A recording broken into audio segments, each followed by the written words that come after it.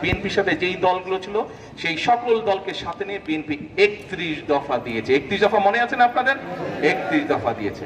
আমাদেরকে যখন সেই সংস্কার কমিশনের দাওয়াত দেওয়া হলো, ভাই আমরা যা করব আমরা জনগণের সামনে একদম জোর গলায় বলি যে আমরা এই করব, যাতে আমরা দ্বিমত পোষণ করি।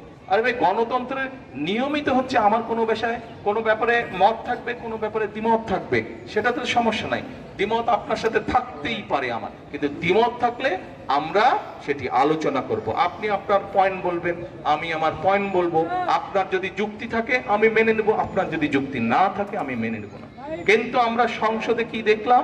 আমরা সংসদে এখন দেখতে পাচ্ছি এই যে যাদেরকে মানুষ অল্প ভোট দিয়েছে সেই বিরোধী দল জোর করছে যে তারা যেটি বলবে সেটি হতে হবে, এরকম একটা দাবি তারা তুলে দিচ্ছে সংসদে। আমরা দেশবাসীকে পরিষ্কারভাবে আবার